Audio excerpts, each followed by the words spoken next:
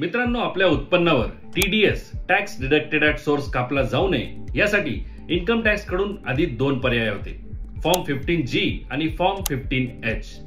या दोन्ही फॉर्म मध्ये कोणता फरक आहे, कुठला फॉर्म कोणासाठी योग्य आहे या संदर्भातील एक सविस्तर माहिती असलेला एक व्हिडिओ आपल्या चॅनलवर आधीपासूनच उपलब्ध आहे, ज्याची लिंक तुम्हाला या व्हिडिओच्या डिस्क्रिप्शन बॉक्स मध्ये मिळेल। जर तुम्हाला या फॉर्म संदर्भात माहिती नसेल तर हा व्हिडिओ संपला की तो व्हिडिओ तुम्ही नक्की बघा।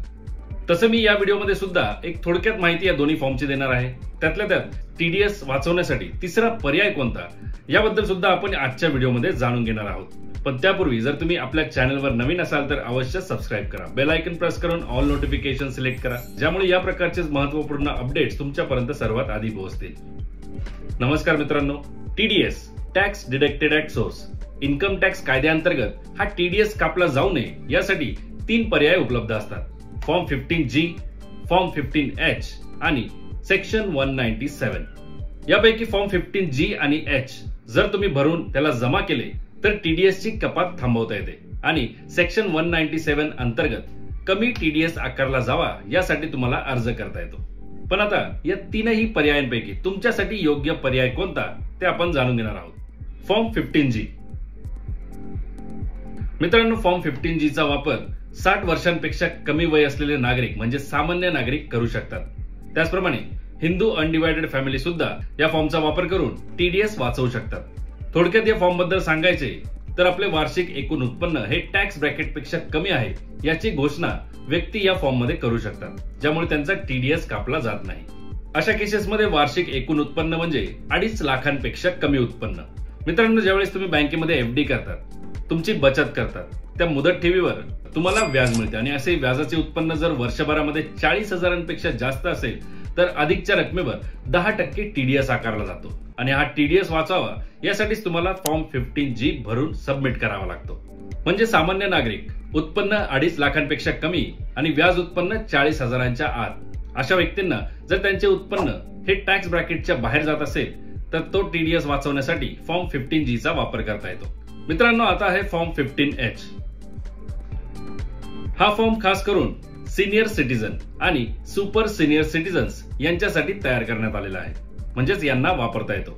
आयकर कायद्यानुसार ज्या नागरिकाचे वय 60 वर्षाहून अधिक आहे परंतु 80 वर्षापेक्षा कमी आहे त्यांना सिनियर सिटीजन कन्सिडर केले जाते आणि ज्या नागरिकांचे वय 80 वर्षाहून अधिक आहे त्यांना सुपर सिनियर सिटीजन म्हणजे अति ज्येष्ठ नागरिक कन्सिडर केले जाते।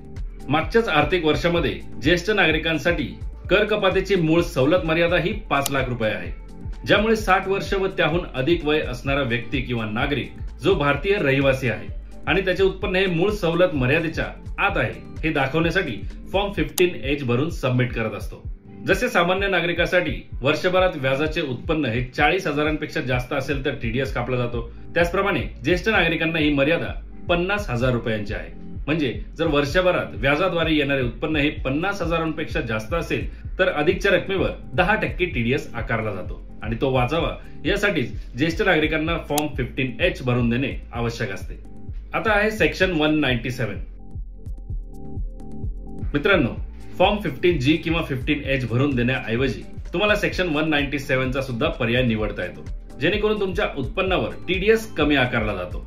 पण लक्षात ठेवा, हा ऑप्शन 15G आणि 15H यांच्यासाठी जी उत्पन्नाची मर्यादा आहे त्यापेक्षा जास्त उत्पन्न असेल त्याच व्यक्तींसाठी लागू होतो, कारण टॅक्सपेयरच्या टॅक्सेबल इन्कमवर जो काही टीडीएस आकारला जाणार आहे त्या रकमेपेक्षा कमी रक्कम कापली जावी इतकाच याचा हेतू असतो।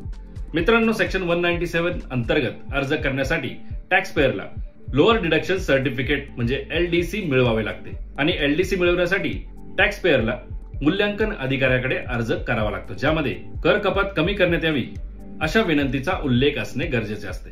तर मित्रांनो, आज आपण बघितलं की फॉर्म 15G आणि 15H काय आहे, तसेच कोणता फॉर्म कोणासाठी योग्य आहे, तसेच सेक्शन 197 चा कसा वापर करता येतो। जर तुम्हाला व्हिडिओ आवडला असेल तर नक्की लाईक करा आणि अशाच माहितीपूर्ण व्हिडिओसाठी आपल्या चॅनलला जरूर सबस्क्राईब करा।